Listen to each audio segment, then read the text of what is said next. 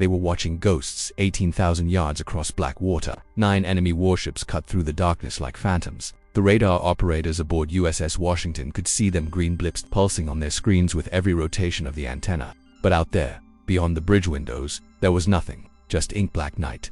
Just silence. The Japanese had no idea they were being hunted. It was 11 o'clock at night on November 14, 1942. The waters north of Guadalcanal, a place American sailors had started calling Iron Bottom Sound because of all the ships resting on the seafloor. Crew had trained for 16 months with technology most admirals still didn't understand. Surface search radar that could spot enemy vessels beyond the horizon. Fire control radar that could track targets and calculate firing solutions in total darkness. Together, these systems gave Washington an ability that seemed almost like magic. She could fight blind. She could kill what she couldn't see. But here's the thing. In November of 40, nobody in the Pacific Fleet actually believed a battleship could win a modern naval battle anymore. The admirals had written them off, called them screening vessels, floating anti-aircraft platforms, expensive babysitters for the carriers. Official doctrine said battleships were finished relegated to throwing up flak while the real fighting happened on carrier decks. Since Pearl Harbor, the fast battleships had been kept on a leash, forbidden from seeking surface combat, restricted to defensive roles. Washington had crossed the Atlantic, served with the British, transferred to the Pacific, and in all that time, she'd never once fired her main guns at an enemy warship. Tonight, that was about to change. Tonight, one ship and one stubborn admiral would prove the experts wrong. But first, the 3,700 Americans aboard Washington would have to survive what was about to become the most brutal surface action the Pacific had ever seen. The ship herself was a masterpiece, built at the Philadelphia Naval Yard, laid down in June of 35,000 tons of American steel and engineering. Her main battery 9 16-inch guns mounted in 3 massive turrets. Each shell weighed 2,700 pounds. Each could be hurled over 20 miles. Her armor belt was 16 inches thick. Her turret faces, 18. 4 turbines generating 121,000 horsepower, pushing her through the water at 28 knots. She could fight, she could run, she could take a beating. But Navy doctrine said she was too valuable to risk doing what she was actually designed for. 3 nights earlier, the price of that thinking had been paid in American blood. Rear Admiral Daniel Callahan had taken a task force into these same waters. Heavy cruisers, light cruisers, destroyers, a powerful force on paper, but no battleships. The Navy had exactly 2 operational battleships in the entire South Pacific, Washington and South Dakota, and they were being held back with the carrier Enterprise, because doctrine said carriers were too precious to risk, and battleships existed to protect carriers. So Callahan went in without them. What happened next was a massacre dressed up as a battle in the pitch-black darkness. Callahan's ships stumbled into a Japanese bombardment force. 2 enemy battleships, Hiei and Kirishima, heavy cruisers, destroyers. What followed wasn't a battle, it was a bar fight with naval guns. Ships firing at point-blank range, American vessels shooting at each other in the confusion, Japanese searchlights turning the night into a nightmare of glare and shadow when the smoke cleared. Callahan was dead on San Francisco's bridge, killed by a 14-inch shell. Rear Admiral Norman Scott was dead aboard Atlanta, killed by American shells fired in the chaos. 4 destroyers were sinking or sunk. 706 Americans were dead. The Japanese had lost 2 destroyers.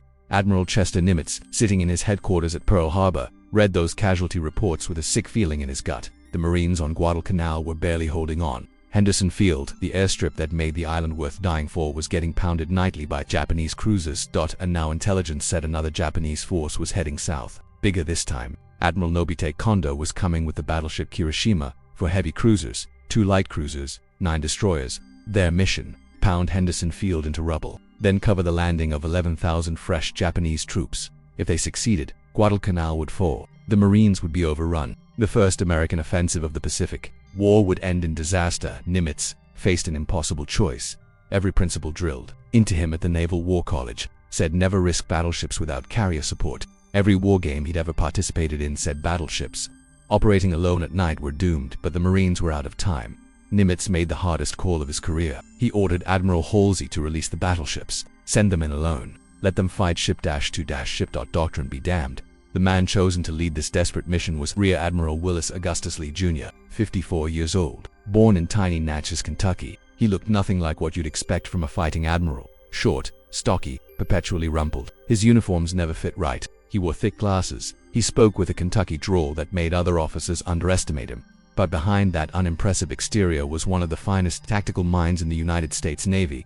Lee was a marksman without peer. At the 1920 Olympics in Antwerp, he'd won 5 gold medals in shooting events. 5 he could put 10 shots through the same hole at 1,000 yards. He understood ballistics the way musicians understand rhythm instinctively, perfectly. Trajectories, windage, bullet drop, lead angles. They weren't calculations to him, they were intuitions. When he transitioned from rifles to naval guns, that intuition came with him. A 16-inch naval rifle was just a very large rifle to Willis Lee. The principles were the same. Calculate the target's position, lead it based on speed and direction, adjust for wind and motion. Fire. The only difference was scale. But Lee understood something even more important than gunnery. He understood radar in a way most admirals in 42 did not, while his contemporaries treated radar as an interesting gadget, something that might supplement. Visual spotting. Lee recognized it as a revolution. A ship with radar could see through darkness, through smoke, through rain. It could track targets at impossible ranges, calculate firing solutions with mathematical precision. Most importantly, it could allow one ship to dominate a battlefield where the enemy was fighting blind for 6 months. Lee had been drilling his crews relentlessly on radar-directed gunnery. He'd redesigned Washington's fire control procedures from the ground up. In the standard Navy system, radar operators reported contacts to talkers, who relayed them to gunnery officers who ordered gun directors who aimed the guns. Lee eliminated the middlemen. He wired the radar operators directly to the gunnery officer and gun directors. The radar plot officer could designate targets in real time. Fire control radar could track the fall of shot and correct aim between salvos. It was a system that had never been tested in combat. Now he'd find out if it worked when it mattered. Lee's Task Force 64 consisted of his flagship, Washington, the battleship South Dakota, and 4 destroyers, Walk, Benham, Preston, and Gwynn. On paper it looked impressive. 2 of America's newest battleships with destroyer escort. On reality, it was a scratch team thrown together at the last minute. South Dakota had just arrived from the States after repairs. Her crew was green, many fresh from training. The 4 destroyers had been pulled from different task groups. They'd never operated with the battleships before. There had been no time for exercises, no opportunity to develop common procedures. Lee had exactly 1 day to weld this collection of ships into a fighting force. The problems went deeper than just unfamiliarity. Washington and South Dakota had incompatible radio systems. Their talk between ship sets operated on different frequencies. Their recognition signals were different. Lee discovered this only after they were already at sea. He had to jury-rig a communication plan using signal lights and predetermined maneuvers because the ships literally couldn't talk to each other reliably. The destroyers had their own problems. Armed with 5-inch guns and torpedoes, weapons designed for close-range knife fights against Japanese cruisers and battleships, they'd be outgunned and outranged. Their only advantage was torpedoes. But to use them, they'd have to close to under 10,000 yards, well within range of Japanese guns. As the sun set on November 14th, Lee took his small force around the western tip of Guadalcanal. 4 destroyers in column formation, Walk in the lead. Then Benham, Preston, and Gwynn followed by the 2 battleships with Washington leading South Dakota. The column stretched for over 2 miles. 6 ships heading into waters that had already claimed dozens of American vessels. As they rounded Savo Island, every man aboard could see the oil slicks and debris from Callahan's battle 3 nights before. Bodies still floated in the water. Wreckage of American destroyers broke the surface at low tide. Lee knew what he was heading into. Intelligence had provided detailed information about Kondo's force. The battleship Kirishima, veteran of Pearl Harbor and dozens of battles since.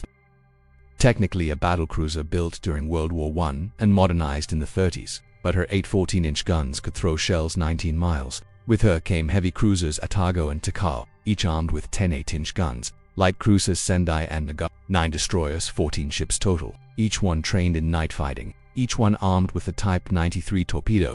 What the Americans called the Long Lance, the deadliest torpedo in the world. It could run 12 miles at 49 knots with a 1,000-pound warhead. One hit could break a cruiser in half. 2 or 3 could sink a battleship. The Japanese had been training for night surface combat for 20 years. Their lookouts were selected for superior night vision and trained to superhuman levels of skill. They could spot ship silhouettes at ranges that seemed impossible. Their star shells and searchlights could turn night into day. Their torpedo tactics were refined to perfection. They'd proven their superiority in night combat again and again. At Java Sea, at Savo Island, at Cape Esperance, American sailors had learned to fear the night. The darkness belonged to the Japanese. But Lee had something the Japanese didn't expect: radar. And more importantly, he knew how to use it. As Task Force 64 moved through the Sound, Washington's radar operators tracked every contact. They could see the mountains of Guadalcanal and Savo Island. They could track friendly aircraft returning to Henderson Field. Most importantly, they could see the Japanese coming from 20 miles away, far beyond visual range, at 10:52 p.m. Radar detected the first enemy ships, a group of destroyers sweeping ahead of the main force, range 18,000 yards and closing. Lee faced a critical decision. He could open fire at maximum range, use his radar advantage to hit the Japanese before they knew he was there. but that would reveal his position. Alert Kondo to the trap, possibly allow the Japanese admiral to abort his bombardment mission and escape, or he could wait. Let the Japanese commit to their attack run, let them get close enough that they couldn't escape, then spring the ambush. It was a terrible risk. The closer the Japanese got, the more likely they'd spot the American force. If they saw Lee's ships first, if they launched their torpedoes first, Task Force 64 would be annihilated. But Lee understood something crucial. The Japanese weren't looking for a surface engagement. They were expecting aircraft from Henderson Field, PT boats, submarines, anything but American battleships. Halsey had kept the Battleship movement so secret that even many American commanders didn't know they were coming. Lee bet everything on Japanese overconfidence. He ordered his ships to hold fire, maintain course. The range closed. 16,000 yards, 14,000, 12,000. On Washington's bridge, men could hear their own hearts beating. Radar operators called out ranges in hushed voices. 10,000 yards. At this range, Japanese lookouts should have spotted the massive silhouettes of two battleships, but the Japanese were looking toward Guadalcanal, expecting to see the flashes of their bombardment. They weren't looking behind them. 8,000 yards. Lee could wait no longer. At 11 o'clock exactly, he gave the order.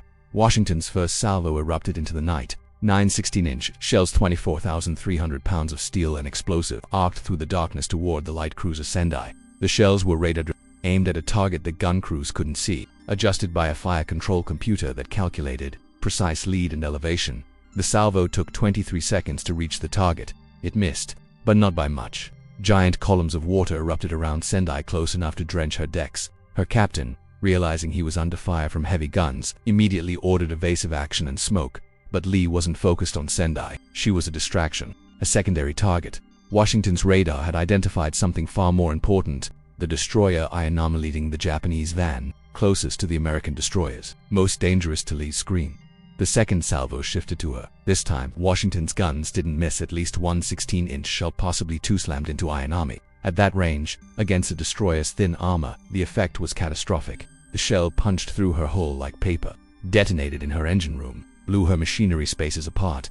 Ayanami went dead in the water, burning furiously, her crew desperately fighting floods and fires. The night exploded into chaos. South Dakota opened fire seconds after Washington, her guns tracking different targets. The American destroyers charged forward, trying to get into torpedo range. Japanese star shells burst overhead, bathing the sound in greenish-white light. Searchlights snapped on, probing the darkness. Every ship was firing at something, but in the confusion, it was impossible to tell who was shooting at whom. Tracers crisscrossed the water in every direction. The thunder of heavy guns mixed with the rapid crack of destroyer weapons. It was Callahan's battle all over again, except this time the Americans had radar. Then disaster struck. At 11:00, South Dakota suffered a massive electrical failure. Her chief engineer, trying to correct a minor problem, accidentally threw the main circuit breakers. Every electrical system on the ship died instantly.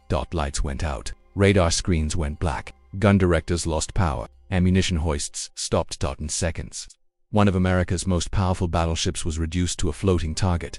Emergency diesel generators kicked in, but they could only power essential systems. The main battery could still fire in local control, but without radar, without directors. The gunners were shooting blind. The Japanese pounced on the crippled battleship. Searchlights from Kirishima and the cruisers locked onto South Dakota, illuminating her like a stage performer under spotlights. Every Japanese ship that could bring guns to bear opened fire. 14-inch shells from Kirishima slammed into South Dakota's superstructure. 8-inch shells from Otago and Taco ripped through her upper works. In 90 seconds, South Dakota took 27 hits. Her radio antennas were shot away. Her radar destroyed. Her secondary battery knocked out. 38 sailors and 1 Marine killed. 59 more wounded, including Captain Thomas, get hit by shrapnel but refusing to leave the bridge. The American destroyers were faring even worse. They'd charged into the Japanese formation trying to launch torpedoes, but they were outnumbered and outgunned.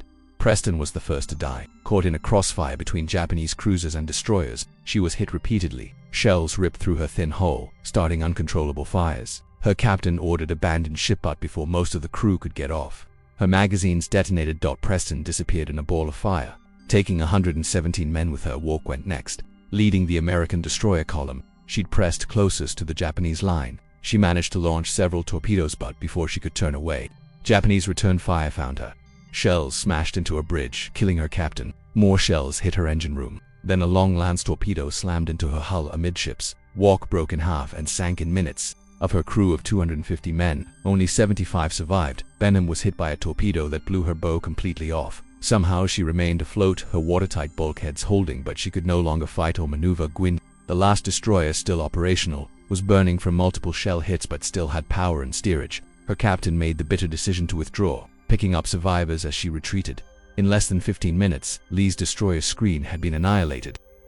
By 11:15, Lee's task force had effectively ceased to exist. 4 destroyers sunk or crippled, South Dakota blind, deaf and on fire, limping away from the battle of the 6 ships that had entered Iron Bottom Sound. Only Washington remained operational. She was alone, facing 14 Japanese ships, including a battleship, 4 cruisers, and multiple destroyers. Every war college scenario, every tactical manual, every piece of conventional wisdom said Lee should withdraw immediately. He was outnumbered 14-1. He had no support. No one would blame him for saving his ship and crew.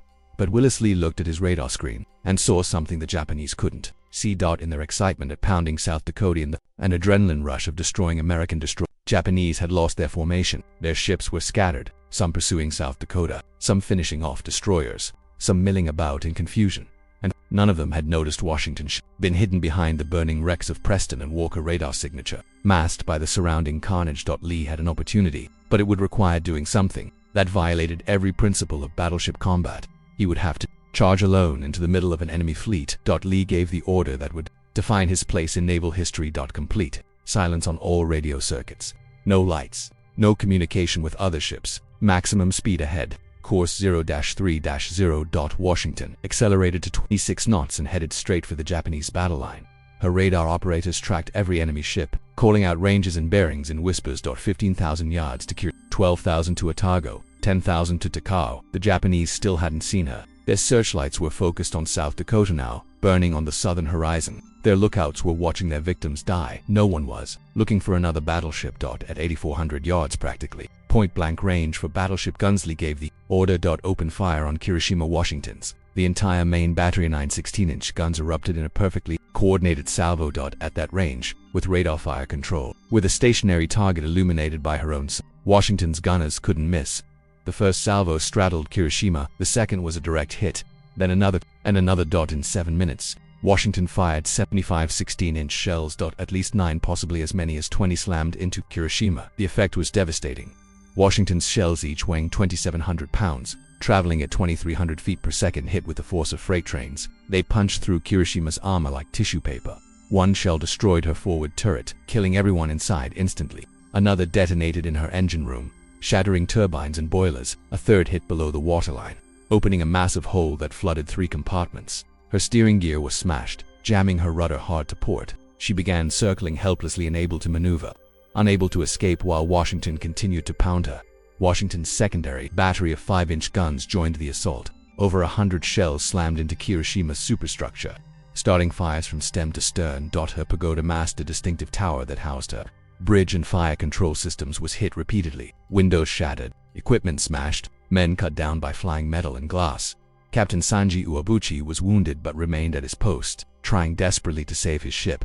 But there was nothing he could do. Kirishima was dying. Admiral Kondo, watching his flagship burn, faced the bitter reality that his force had been ambushed. He still didn't know how many American ships he was facing. The devastating fire pouring into Kirishima could be coming from multiple battleships. His cruisers Otago and Takao turned their searchlights toward the source of the gunfire, finally illuminating Washington. They opened fire with their 8-inch guns and launched a spread of 16 Type 93 torpedoes. But Washington was already turning away, her radar tracking the torpedo spreads. Lee ordered hard to starboard, and the giant battleship heeled over, racing north at maximum speed. Every torpedo missed, some by only yards. The Japanese cruisers tried to pursue, but Lee wasn't running away. He was repositioning using Washington's speed and radar to maintain optimal engagement range. As the range opened to 12,000 yards, Washington's guns shifted to the cruisers. Her first salvo straddled Otago, sending columns of water over her bridge. The next salvo was closer. Admiral Kondo, realizing he was now the hunted rather than the hunter, ordered immediate withdrawal. The most powerful Japanese surface force to approach Guadalcanal since the invasion began turned and fled into the night. Behind them, Kirishima was dying. Her list increased steadily as flooding spread through her shattered hull. Damage control parties fought desperately to save her, but it was hopeless. At 1 o'clock in the morning on November 15th, Captain Uebuchi ordered abandon ship. The crew gathered on the slanting deck, sang the Japanese national anthem, gave 3 bonsai cheers for the emperor, then went over the side. At 3:20 a.m., Kirishima rolled over and sank northwest of Savo Island. She took with her 300 of her crew. She was the first battleship sunk by another battleship in the Pacific War, and she'd been destroyed by a single American ship fighting alone. Lee wanted to pursue Kondo's retreating force, but he faced a new problem. In the heat of battle, with all recognition signals confused, with radio frequencies jammed by interference, American PT boats based at Tulagi couldn't tell friend from foe. They were preparing to attack anything that moved, including Washington. Lee had to break radio silence to prevent being torpedoed by his own forces. His message to the PT boat base was characteristic of his personality. "This is Ching Lee. Get out of my way. I'm coming through." The PT boats wisely held their fire. As dawn broke on November 15th, the full extent of the American victory became clear. Japanese troopships that had been waiting to unload at Guadalcanal were caught in the open by aircraft from Henderson Field. Dive bombers and torpedo planes swarmed over them. 7 transports were sunk. Only 4,000 of the 11,000 Japanese reinforcements reached shore, and they landed without most of their equipment and supplies. The final Japanese attempt to retake Guadalcanal had failed. The tide of the campaign had turned decisively in America's favor. The cost had been terrible. Destroyer Preston gone with 117 dead, Walk gone with 175 dead. Benham would sink the next day while under tow, fortunately with no additional loss of life. Gwin badly damaged. South Dakota would need months of repairs. In total, the United States Navy had lost 3 destroyers and suffered over 400 killed, but they'd stopped the Japanese cold. Kirishima was on the bottom. The Japanese would never again send capital ships to Guadalcanal. The Marines would hold. The airfield would survive. The first American offensive of the Pacific War would succeed. When the casualty reports were compiled, one statistic stood out as almost unbelievable. USS Washington, which had single-handedly defeated a Japanese battleship and driven off an entire enemy fleet, had suffered 0 casualties. Not a single man aboard had been killed or seriously wounded by enemy action. The ship herself had taken only one hit, a 5-inch shell that cut her radio antenna. In the most violent surface engagement of the Guadalcanal campaign, the ship that had done the most damage had taken the least. It was unprecedented. It would never happen again in the war. Admiral Halsey's reaction to the battle was immediate and effusive. He sent a personal message to Lee that read, "You and your task force have written a glorious page in American naval history." But the official Navy response was more muted.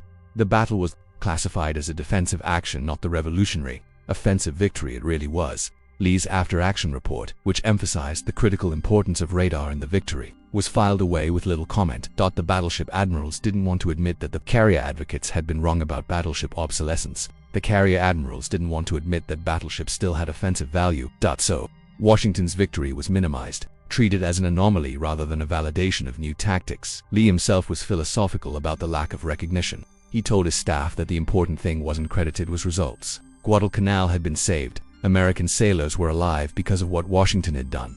That was enough, but privately, Lee was frustrated by the Navy's failure to learn from the battle. He wrote detailed reports on radar-directed fire control, on night fighting tactics, on the integration of sensors and weapons. He recommended new training programs, new equipment, new procedures. Most of his recommendations were ignored or implemented half-heartedly. The Navy was already moving on to the next battle, the next campaign. There was no time for revolutionary thinking. Captain Glenn Davis, Washington's commanding officer during the battle, recognized the revolutionary nature of what had been accomplished. In his official action reports, he emphasized the decisive role of radar fire control in the victory. His ship had engaged multiple targets in complete darkness, that achieved devastating accuracy, and emerged without a single combat casualty. It was, in his professional assessment, the ideal demonstration of what properly integrated technology and training could achieve. Davis was awarded the Navy Cross for his leadership during the battle. He was promoted to Rear Admiral in April of '43. He went on to command Battleship Division 8, leading them through the Marianas Campaign and other Pacific operations. But likely, Davis understood that the Navy hierarchy remained unconvinced about the offensive potential of radar battleships operating independently. The Japanese Navy's response to the defeat was confusion and denial. Admiral Kondo's initial report claimed that American cruisers and destroyers had sunk Kirishima. He couldn't believe that a single battleship had destroyed his flagship and driven off his entire force. It wasn't until intercepted American radio traffic confirmed Washington's role that the Japanese accepted what had happened. The psychological impact was profound. For the first time in the war, a Japanese battleship had been defeated in surface combat. The night which had belonged to the Japanese since Pearl Harbor was no longer safe. Japanese naval doctrine began to shift after the Battle of Guadalcanal. They realized that American radar had neutralized their advantage in night fighting. Their superb lookouts, their intensive training, their superior torpedoes. None of it mattered if the Americans could see them and shoot accurately in complete darkness. They tried to develop their own radar, but they were years behind American technology. They tried new tactics, but without radar, They were always reacting, always at a disadvantage. The confident Japanese Navy that had dominated the Pacific in early 42 was gone, replaced by an increasingly desperate force trying to stem an inexorable American advance. Washington returned to New Caledonia for minor repairs and resupply. Her crew was granted liberty, and for the first time they could talk about what they'd accomplished. Sailors who'd been at their battle stations, who'd felt the ship shake with each salvo, who'd heard the radar operators calling out targets, began to understand the magnitude of their victory. They'd faced impossible odds and won. They'd proved that American technology and training could overcome Japanese experience and numbers. They'd turned the tide of the Guadalcanal campaign. But there was no time to celebrate. The war was far from over.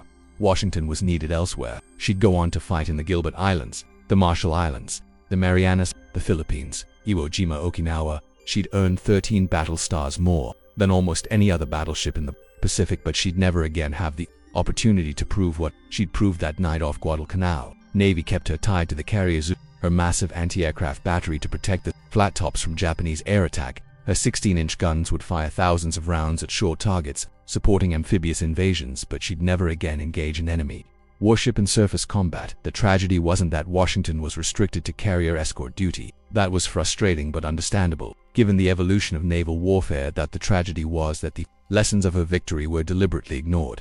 Lee had proved that battleships equipped with radar and trained in its use could dominate night surface combat. He'd demonstrated tactics that could have saved lives in later battles. But the Navy bureaucracy, committed to the primacy of carrier aviation, refused to acknowledge these lessons. Reports were buried, recommendations dismissed. The revolution in surface warfare that Washington represented was stillborn. Lee himself continued to advocate for better integration of radar and surface warfare tactics. In 1944, he was promoted to Vice Admiral and given command of the fast battleship force, 6 of the most powerful warships ever built. But they remained tied to the carriers, forbidden to operate independently.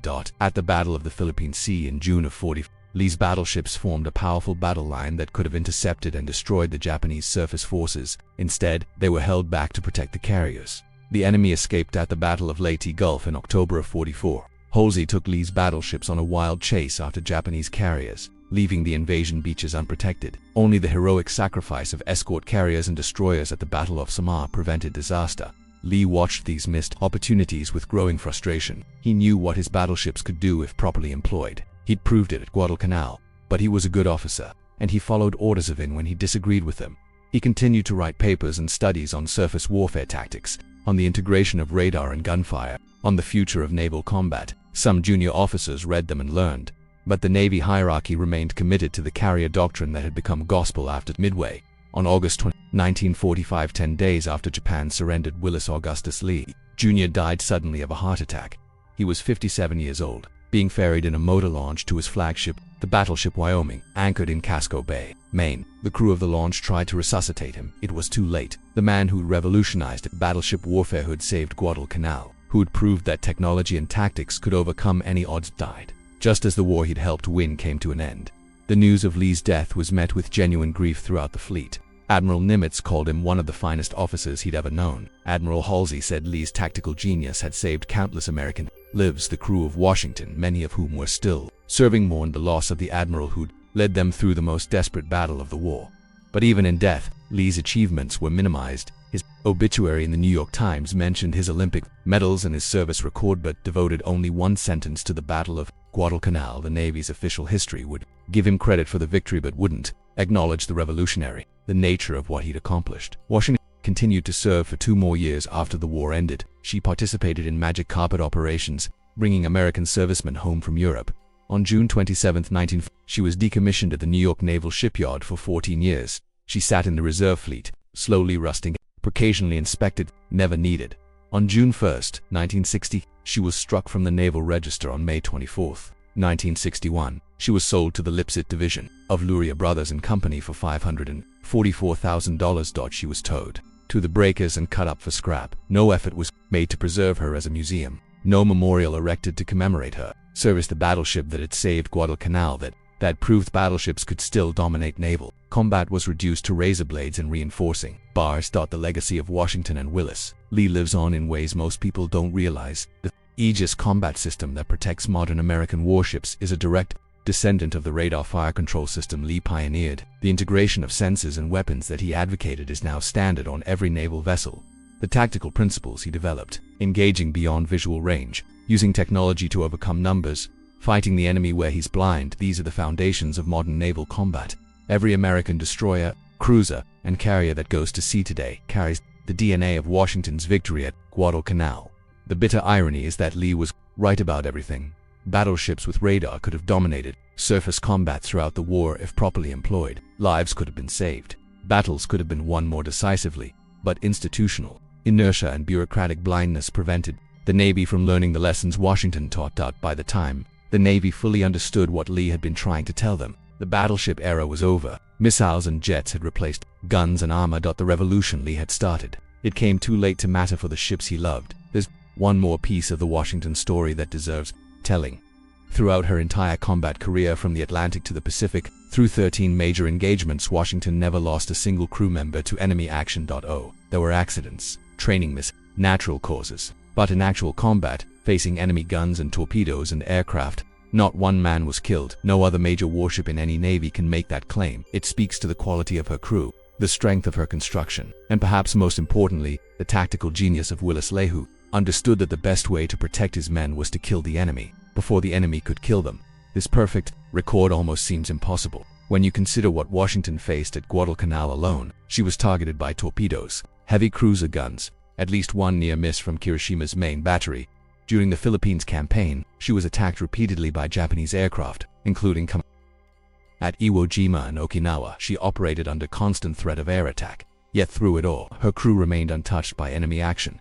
It wasn't luck, it was the result of superb training, excellent damage control, and most importantly, the revolutionary tactics that Lee had developed. By engaging at maximum radar range, by striking from unexpected angles, by using technology to dominate the battlefield, Washington avoided the bloody close battles that claimed so many other ships. The story of USS Washington raises uncomfortable questions about military innovation and institutional resistance to change. In Korea, American forces would rediscover the importance of naval gunfire support. In Vietnam, they'd learn again about the value of precision engagement at maximum range. In the Persian Gulf, they'd apply the principles of sensor integration that Lee had pioneered 50 years earlier. Each time, these lessons had to be learned anew because the institutions that should have preserved them chose instead to forget. Consider what might have been different if the Navy had fully embraced Lee's innovations in 40-2. How many ships might have been saved at the Battle of Empress Augusta Bay if all American vessels had been trained in radar-directed night fighting? How many sailors might have lived through the Battle of Samar if Halsey's battleships had been deployed using Lee's independent operation doctrine? These aren't just historical they represent real lives that might have been saved if bureaucratic pride hadn't trumped tactical innovation. The Washington story also illuminates a persistent pattern in military history. Revolutionary advantages are often discovered by practical men in desperate circumstances, not by theorists in war colleges. McClellan's piano wire tensioner that saved P-38 pilots, Guderian's blitzkrieg tactics, Boyd's energy maneuverability theory, all came from operators who saw what the establishment couldn't or wouldn't see.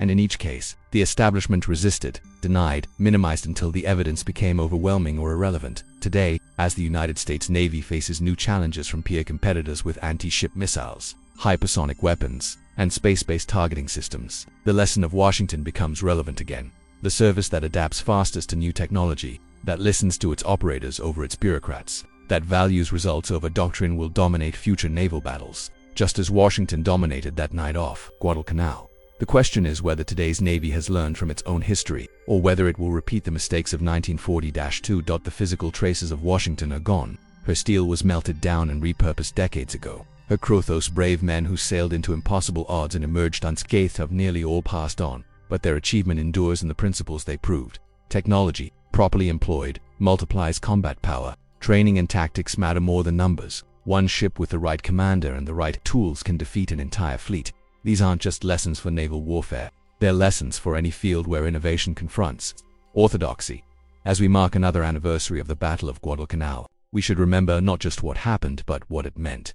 A single battleship, written off by doctrine, commanded by an admiral who looked like a using technology that most officers didn't understand, saved the first American offensive of the Pacific War. That victory was then deliberately minimized because it challenged the dominant narrative of carrier supremacy. That ship that proved battleships could still win was forgotten because remembering her meant admitting the experts were wrong. This November marks 82 years since Washington proved that courage, technology, and leadership could overcome any odds. Her story reminds us that the greatest victories often come from the most unexpected sources, that bureaucracies resist change, even when lives depend on it, and that the price of institutional blindness is always paid by those who serve. There's a moment in that battle right before Lee ordered Washington to charge into the Japanese fleet. Everything hung in the balance. 4 destroyers destroyed, South Dakota burning and blind, 14 enemy ships hunting in the darkness. Every rule said withdraw, every manual said retreat, every precedent said it was over. But Lee looked at that radar screen and saw a possibility where others would have seen only death. He saw that the enemy was scattered, confused, drunk on their own success, and he understood that the moment you think you've won is the moment you're most vulnerable. So he charged alone into the teeth of an enemy fleet, and he won not because he was lucky, not because the Japanese made mistakes, but because he'd spent 16 months preparing for exactly this moment, training his crew, perfecting his systems, developing tactics that no one else believed would work. When the moment came, he was ready. That's the real lesson of USS Washington. Not just that technology matters, not just that training matters, but that preparation meets opportunity. In the dark waters where other men turned back, the guns fell silent that morning as the sun rose over Iron Bottom. Sound, but their echoes still whisper across those waters. To speak of a ship that fought alone and won, of an admiral who saw the future when others clung to the past, of 3,700 men who trusted their commander, trusted their ship, and proved that impossible is just a word.